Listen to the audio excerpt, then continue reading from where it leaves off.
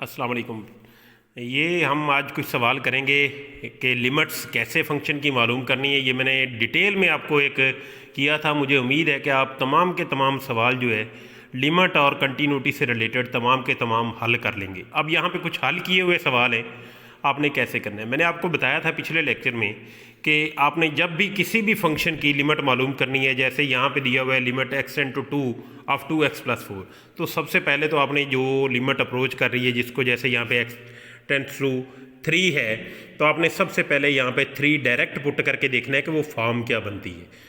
तो यहाँ पे x की जगह 3 रखेंगे तो ये आ जाएगा 2 इंटू 3 6 + 4, ये आपके पास 10 बन जाएगा। ये डिफाइंड फॉर्म है, आपके पास डायरेक्ट इसका आंसर आ जाएगा। लेकिन अगर इसी को आप देखें कुछ ऐसे सवालों में जहाँ पे आप डायरेक्ट लिमिट पुट करें तो आपके पास जवाब जो है अनडिफाइंड फॉर्म में आए, जो कि मैंने आपको डिटेल में बताया हुआ है कि अनडिफाइंड फॉर्म जो है 0/0 या इन्फिनिटी आपके केसेस में आएगी। तो आपने सबसे पहले उसमें क्या करना है, सिंप्लीफाई करना है। वो सवाल कौन से हैं, जैसे यहाँ पे आपके पास है लिमिट x टेंड टू -1 है, x³ - x divide by x+1। यहाँ तो डायरेक्ट आप लिमिट पुट करके देखें x = -1, इसमें ऊपर भी और नीचे भी, तो -1 का क्यूब -1 हो जाएगा और माइनस +1, तो -1 + 1 0 बन रहा है और नीचे भी -1 + 1 0 बन रहा है, तो ये 0/0 फॉर्म है। इन केसेस में आप क्या करेंगे, आप इसको सिंप्लीफाई करने का, और सिंप्लीफाई करने का तरीका क्या होता है, आप कोशिश करें फैक्टर्स बन जाएं, कुछ कॉमन आता है कॉमन ले लें और काट दें, वो आपके पास डिफाइंड फॉर्म में चले जाएगा फंक्शन। उसके बाद आपने फिर लिमिट पुट करनी है, फिर देखना है हमारे पास क्या आता है। जैसे देखें इसमें आपने ऊपर के x कॉमन आ रहा है, ऊपर में से x कॉमन ले लें, अंदर रह गया x² - 1 और नीचे आपके पास x+1। इसे तो आप सिंप्लीफाई कर नहीं सकते। x² - 1 को आप सिंप्लीफाई कर सकते हैं, x - 1 इंटू x+1, तो x+1 से कट जाएगा, बाकी फंक्शन रह जाएगा x इंटू x - 1। अब इसमें डायरेक्ट आप पुट करेंगे, आपने सिंप्लीफाई कर लिया x = -1, तो इसमें पुट करें -1 और ये -1 - 2, तो -2 को -1 से मल्टीप्लाई करेंगे, 2 आपका आंसर आ जाएगा। इसी तरह से ये है 3x³ + 4x divide by x² + x है, इसमें भी आप x = 0 पुट करेंगे, 0/0 फॉर्म बन रही है। तो 0/0 फॉर्म जब भी बनेगी, आपने सबसे पहला काम है उसे सिंप्लीफाई करना है। सिंप्लीफाई, इसमें से x कॉमन लें, नीचे और ऊपर x कट जाएगा, तो आपके पास सिंप्लीफाइड फॉर्म में ये आपके पास एक्सप्रेशन रह जाएगी x कटने के बाद।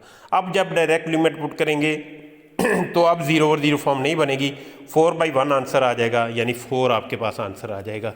इसी तरह से आपने तमाम के तमाम सवाल हल कर लिए हैं। आइंदा से मैं आपको लिमिट के 1-2 सवाल करवाऊंगा, फिर हम आगे बढ़ जाएंगे और बाकी सवाल करेंगे। इसी तरह से आपने ट्रिग्नोमेट्रिक फंक्शन में अप्लाई करना है। यहाँ भी देखें आपके पास ये फंक्शन है, जैसे दिया हुआ आपको x + h -x√h है और h टेंड टू 0 है। h जब 0 पुट करेंगे ऊपर, तो ये x अंडर रूट रह जाएगा, -x√0 हो जाएगा, नीचे h की जगह 0 पुट करेंगे, तो ये आपके पास 0/0 फॉर्म बन रही है। इसको भी आपने सिंप्लीफाई करना है, और ये सिंप्लीफाई इस तरह के जो भी फंक्शन आएंगे आपके पास, इसको सिंप्लीफाई करने का तरीका होता है कि आपने इसके फैक्टर बना लेने हैं। फैक्टर h के बना लें नीचे वाले के, या x + h -x को ऊपर नीचे अलामत बदल के मल्टीप्लाई भी कर दें और डिवाइड भी कर दें। तो मल्टीप्लाई और डिवाइड करेंगे तो आपके पास ये एक्सप्रेशन आती है। देखिए आपने अलामत बदल के दरमियान वाली x यहाँ पे प्लस लगा के ऊपर नीचे मल्टीप्लाई कर दिया, ऊपर नीचे मल्टीप्लाई करेंगे, सिंप्लीफाई करेंगे तो ये आपके पास एक्सप्रेशन आ जाएगी, ये वाली x से कट जाएगा तो h/1 रह जाएगा आपके पास। तो देखेंगे h भी कट जाएगा, तो 1/1 आपके पास फंक्शन रह गए। अब लिमिट पुट करेंगे h = 0, तो ये 1/x² + x², यही आपका जवाब आ जाएगा।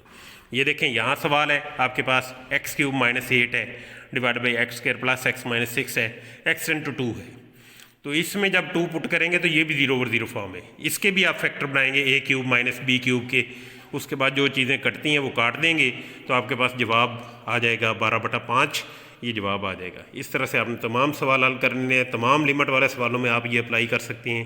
Thank you very much. Next time हम कुछ आगे देखेंगे सवालों में कैसे अप्लाई होते हैं। Thank you very much.